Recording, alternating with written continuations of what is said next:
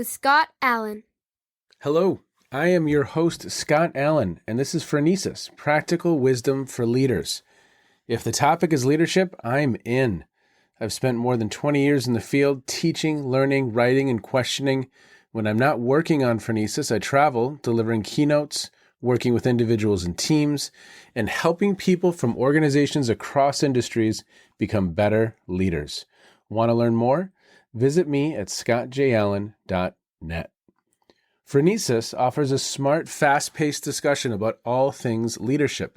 We explore relevant topics and incorporate practical tips to help you make a difference in how you lead and live. Listen Notes lists Whritenour in the top 3% of podcasts worldwide.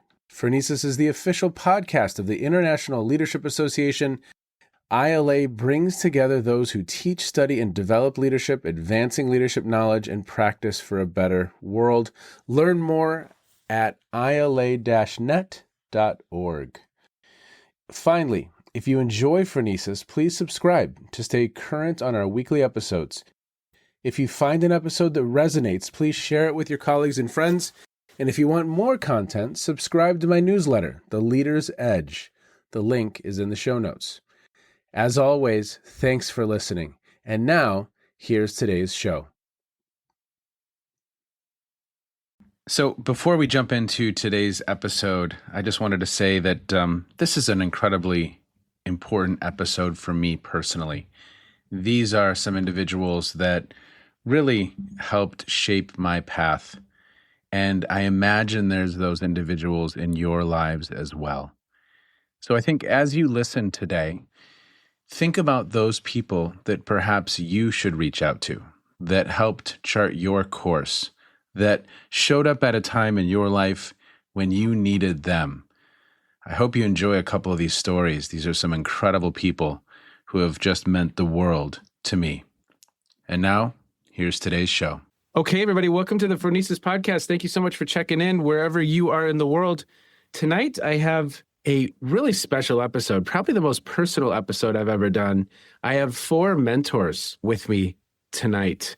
We have Bret Beecher, we have Dennis Pluth, Chris Whritenour, and John Dailey. And these individuals, some of whom I've not spoken with a lot in the last 30 years, but we have had a lot of adventures together, and they entered my life at a time when I really needed someone and were mentors for me. But Bret, maybe we start with you. First of all, Scott, you were a great kid growing up, honestly. One of the nicest kids I ever met as an athlete in high school. So I started coaching at age 15 or 14 at a country club in Edina, where you and I went to high school, obviously. And I still coach today. So I think of those 40 years, I didn't coach for 5 of the last 40, and it's been awesome. So that's my coaching career. John Dailey. Let's see. I've been coaching for about 45 years, 46 years, a long time. Still coaching high school, coaching, in fact, at your old alma mater. That's really about it.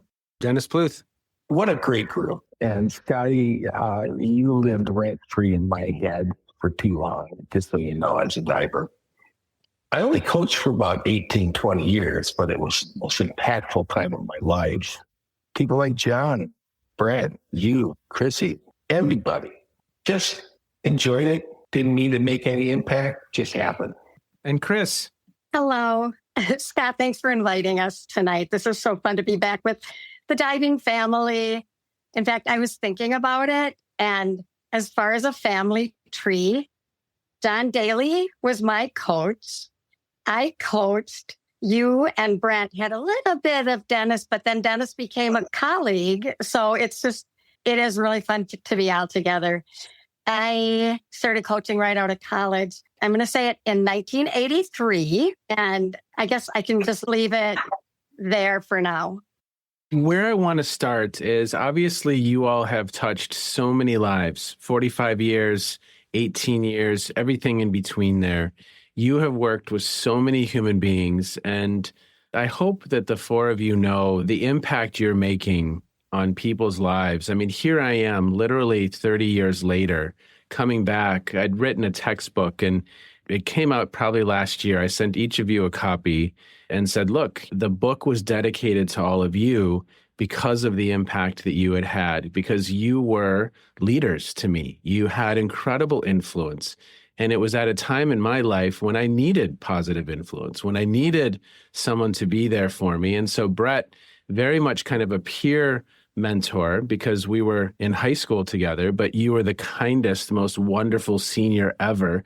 Obviously, you were an incredible diver.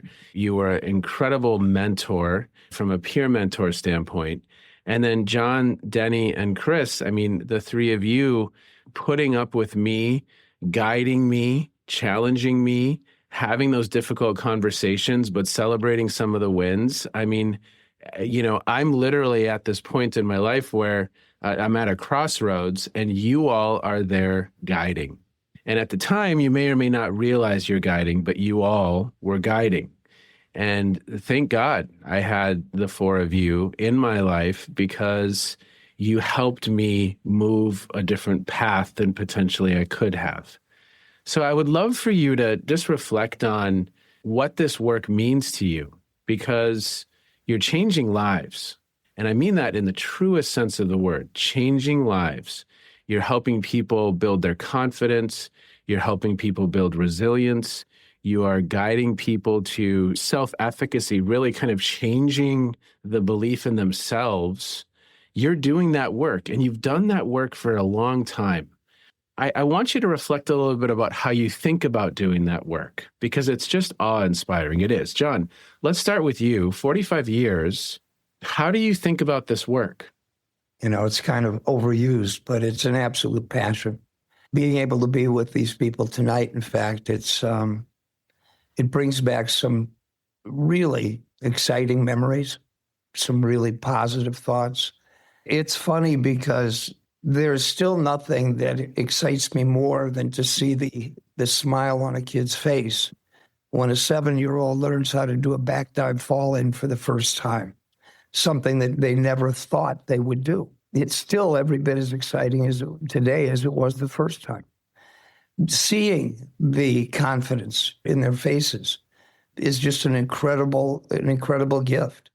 Well, and Dennis, I know that this work and coming to diving in a similar way, we've had pretty extensive conversations where diving was something that was incredibly influential in your path. I fell into the sport in a lot of ways, for me, because you know a little bit about me, Scotty, but at the same point, I just had to find something, and diving was it. So, Chris, I did this presentation about 2 years ago, and in this presentation, it was all about coaching. And I have this picture of you hugging me when I had somehow made it to the Junior Olympic Championships on the platform. And I think the gentleman from Nebraska, Bauman, he had accidentally messed up a final dive, and somehow I find myself in the rankings to go. And I have this picture of you hugging me. And again, it's just one of those moments where it's an image where this is a kid who needs that hug. And this is a kid who probably didn't believe in himself, but you all saw something more in me than I saw in myself. So as you think about this work, because you've coached thousands of divers at this point, talk to us about how you think about the work of coaching and some of the stories. Maybe you even have a couple stories where you literally saw the transformation before your eyes, because I think you all are seeing that transformation before your eyes. And it's such an incredible honor and position to be in. Would you talk a little bit about that, Chris? Diving, it's one of the most individual sports you can imagine. You are standing up there by yourself with God and the world looking at you. You don't have anyone else in the water you're racing against. You don't have a team behind you. It's you. And some of my most special coaching moments have been having a real introverted girl. I'm picturing one in high school, and no one would have ever pictured her being able to do this, stand up in a swimsuit in front of an audience. And she was not a good athlete, but she did it. And what I saw, I didn't see her become a state champion. I just saw her become a more confident person. And within a team, it really does become familial. There's a lot of opportunity to talk to each other while you're standing in line. And when you have good older divers, like a Bret was to you, it keeps a circle of positivity going, keeps the bar high. You walk in just with the expectation that, all right, you're going to practice. And so I think watching people come out of their shell, that's super cool. Seeing someone have a moment like you did when you qualified for Junior Olympics, that hug is authentic. I knew the time that you put into there, and I knew how nervous you were going into it. And there it was. It happened. And those moments are priceless. And another thing, though, is I find that former athletes might take like 30 years to have that aha moment that you were important in my life. There's something you might be asked, who was a mentor? And then you have to dig and think about it. But having kids come back as young adults and appreciate the time and commitment you made, that's probably the biggest bonus. Having it kind of circle back around. And, Bret, I want to kick myself because I would have included your name. I mean, it was literally a conversation with Dennis where he was like, we should get Bret on the phone. And I'm like, yes, we should. You were such an influential force in my growth and development. Talk about your approach to coaching and what it is that you love about the process of coaching, because you're coaching at the collegiate level, correct? I did for years, yeah, at St. Cloud State. But again, I want to thank you for your kind thoughts of having me and Edina and me being one of your role models, if you will. That makes me feel phenomenal. And as you coach, and Chrissy just said about having those student athletes like you love the fact, even though sometimes it takes 10, 15 years later, when you're invited to their wedding or they want you to see their first kid, that makes you want to cry. So cool. And when I was a collegiate coach, I was literally 25 years old.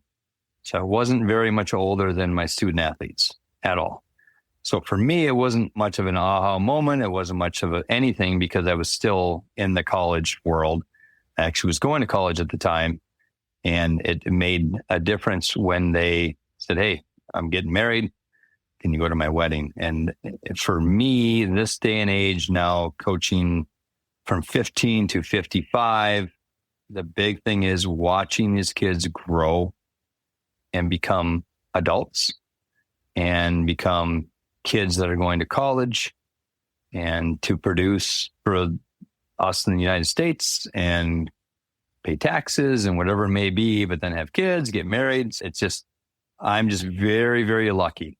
That's all there is to it. Just very lucky that I'm still here and doing what I do and doing what I love. But again, thank you so much for thinking of me in that way when we were in high school. So I appreciate that very much. Yeah. I know that where I want to go right now, and Bret, I mean, that's a wonderful segue, because where I'd love to take the conversation now is I want your own kind of perspectives on what is it that makes a great coach. What are those things that you brought to the table that you think makes a really, really solid coach for a young athlete to help them do that development and do that work? Because essentially what's happening is you're kind of scaffolding that learning and ensuring that they get to whatever levels they can get to. And so, John, when you think about, obviously, when I think of you, I think of a big, huge smile. I think of joking around. I think of putting me in my place when I needed to be put in my place. But I think there's always love and care behind kind of that jovial presence. And you made it fun, and it was exciting, and it was interesting. And I think of times when we were in the pool at Breck, I think we were, and you're yelling at Denny Williams and yelling at me, and we're kind of doing our thing. And you brought an energy to the space that was just infectious. Talk about kind of your superpower when it comes to coaching. What is it for you that you think you do really, really well that makes you a great coach? I think one thing that perhaps I bring is the fact that I actually care about the kids more than I care about myself. It's more about them than it is about me. It's watching them succeed. It's helping them face issues even at home. You become a confidant, someone who listens when they need that. Diving is 85% mental, 15% physical. And we do an awful lot of conditioning to make sure that the body is in good shape. But we spend an awful lot of time running around inside these kids' heads, whether they wish to believe it or not.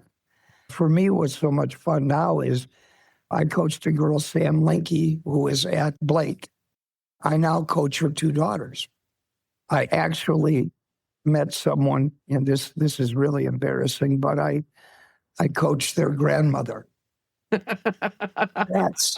been around way too long. Yeah, I know, trust me, it didn't sit well. It still doesn't sit well. But yeah, I think if I looked at the faces of the others here, and that's the same thing. You know, Chris, Dennis, Bret, they all care about the kids more than they care about themselves. It isn't about me. It's about them. And I think there's one commonality that I see in all coaches that I think are any good. It isn't about their success. It isn't about who's going to acknowledge me as a great coach. It's what can I do to help this kid? And what can I help them better their position as they look forward in life? Pretty simple. Chris, how about you? What's your superpower when it comes to coaching? Well, I'm the only one here that can tout this statistic. Being a woman coach, I had the opportunity to have influence on young girls. When I went to college, I was actually the first woman to sign a letter of intent at the University of Minnesota. It was 1977, and it was the first year it was implemented. And I had this really great high school coach, John Dailey. So I happened to do well in the meet. And I'm old enough that I can look back and feel like a pioneer. I've impacted girls and women's sports around Minnesota. You mentioned watching people move on to their careers after diving. And I'll tell you what, there's some smart people out there. It's really good. But I think that confidence does come from seeing the role models. And if they can do it, I can do it, or they think I can. So I'll give it a try. Also, being a woman coach in the 80s and early 90s, it was a little tricky because it was a good old boys club back then. But I stood my ground and I offered maybe a little compassion. You know, I was about doing things technically correct, and I did my best to improve my coaching techniques and learn from other coaches and higher coaches.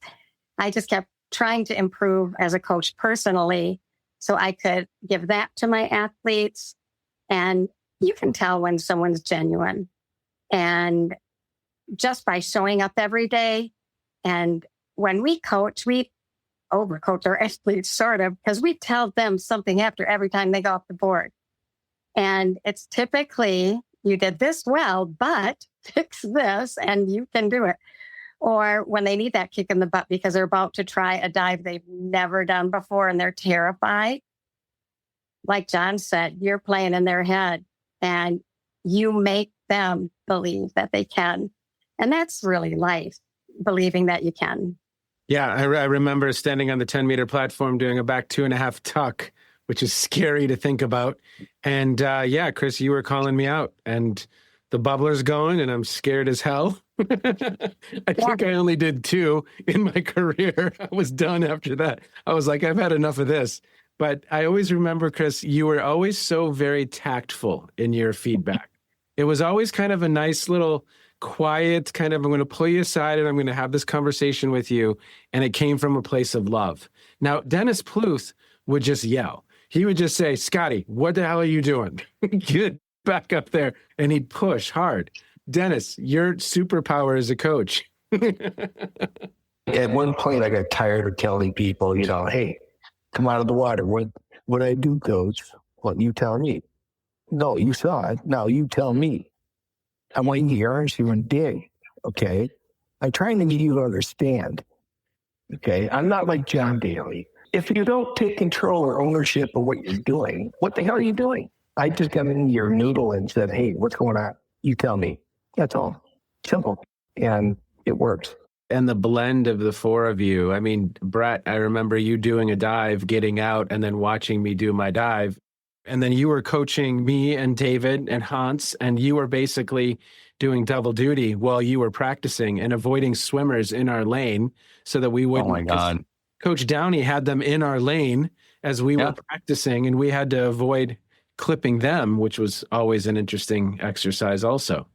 But Bret, as you transition to coaching, what do you think is your superpower? I mean, obviously, we know that you are authentic. You genuinely care about the people that you're working with. What do you think of when you come? Well, there are three of the people that influenced me a lot in my life are here with us today. Chrissy was the one who found me. Dailey was the one who beat on me to become better. And Pluth was the one who scared the shit out of me. So I think with those three, that's where I never wanted to quit coaching. Yes, Dennis, that was you. And Chrissy still is, and so is John, and so is Dennis. They're still in my lives, and I still lean on them to give me help to become a better coach. And as John said, and Chrissy said as well, we're there for our student athletes. We're there to make them better. And just recently, our team in Whritenour won the state championship for single A. Unfortunately, John, your team got second to Minnetonka. No problem, but we're good. It was just so much fun to watch these kids become state champions. At the same time, they're just so happy to be there and love their student athletes, their teammates, their coaches. That's what it's all about, whether you're in last place or first place. Because unfortunately or fortunately, a lot of these kids will never go to college to be a swimmer or a diver or hockey players or football or whomever it is. But they'll never forget the experience they had from their coaches and their teammates. And that all comes from three of these people here that are in this podcast. For me, huge. And I want to thank all of them. And Scott, thank you for bringing me onto this, by the way, and thinking highly enough of me to be here. And that's what life's all about, is all the people that make impressions on our lives so we can continue to move forward, be parents, be friends, be husbands, be wives, and be good people. And that's it. And I think you summarized that so wonderfully, Bret. When you look at all the research on leadership, boil it down, I mean, it all comes down to relationships. And when it comes down to what are the attributes of an effective coach, that literature lines up beautifully with what are the attributes of an effective leader. Primarily what it boils down to is relationships. Are you working with someone who you believe cares about you, wants you to develop, grow, wants you to have a future, and cares about you as an individual and knows you as an individual? That's great leadership. And John, back to what you said, it's not about me. It's about their development, their growth, their process, and their journey. I'm a guide to help them along that road. You also need someone who's going to push you, someone who's going to challenge you. It's called the zone of proximal development. That person who's not challenging you too much, but not challenging you too little. They're just kind of scaffolding that learning and keeping you just outside of your comfort zone so that you get better over time.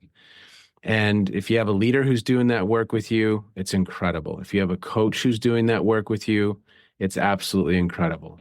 As we begin to wind down our time, what I'd like to do is just go around and maybe you have something that listeners would be interested in. What is something you've read or streamed, or maybe something along the way that has to do with coaching or has to do with leadership that's caught your attention that you would want listeners to know about? Bret, anything come to mind for you? Honestly, and it's still my relationships with my coaches that I have, my friends, my family, people that are impressive, my mentors.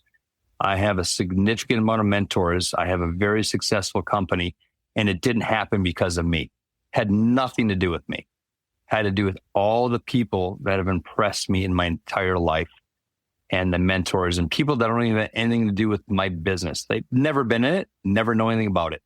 Yeah. Have I read some books? Yeah. Do I stream? No. Do I watch TV much? No. For me, it's my life experiences. And a lot of that happens to be the people that we're talking to right now. Nice. It's those relationships. John. I would have to say that for me, a big part of it, or at least something that I've looked at as kind of a teacher for me, has been John Wooden. Wooden's Pyramid of Success. I don't think there's any of us who count championships or state titles, whatever else. When a kid graduates or when a kid leaves me and moves on, the measure of success is if we've been successful, then they're able to go out there believing that they're capable of doing anything that they set their minds on.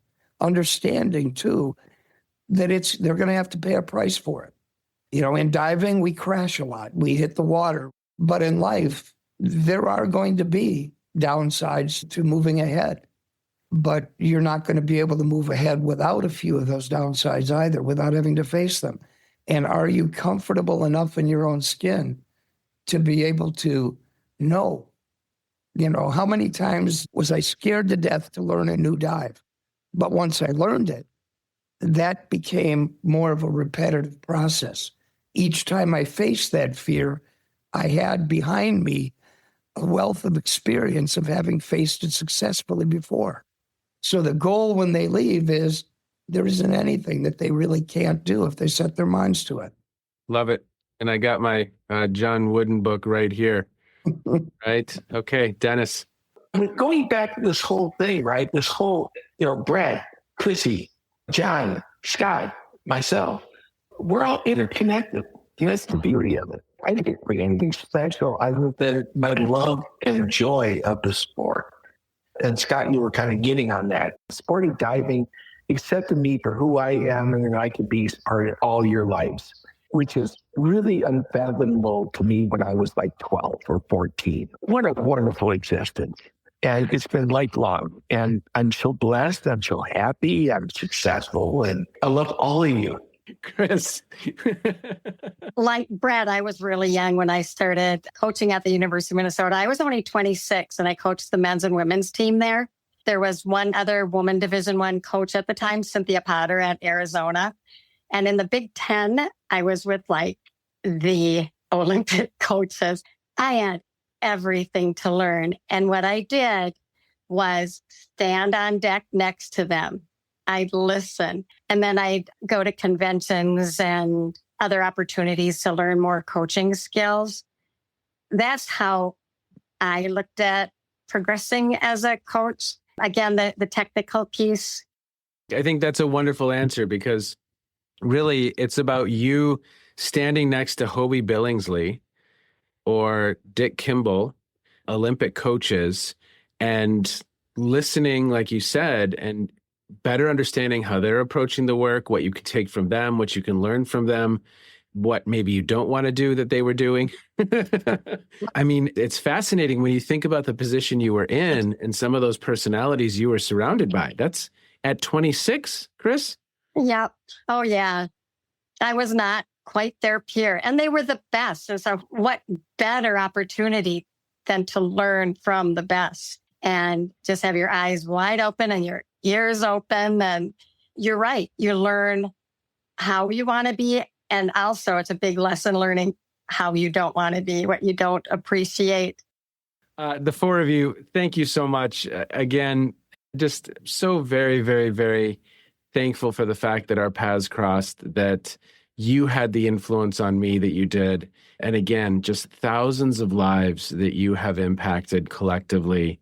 And as John, I think you said, helped people move out into the world and believe that they can accomplish anything because of what you've helped them accomplish.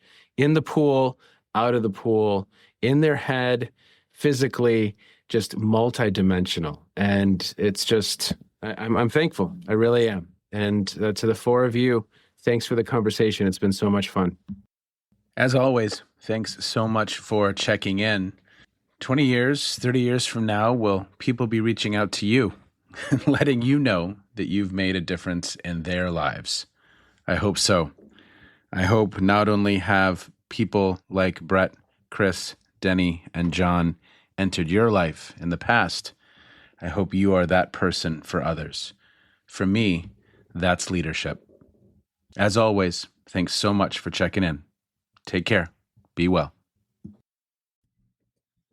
You have just finished another episode of Practical Wisdom for Leaders with Scott Allen. To contact me, visit scottjallen.net or send me a note at scott@scottjallen.net. I'm also on LinkedIn, so let's connect. If you have feedback, I'd love to hear it. And as always, thank you so much for listening. And now here's my daughter, Emily, with the outro.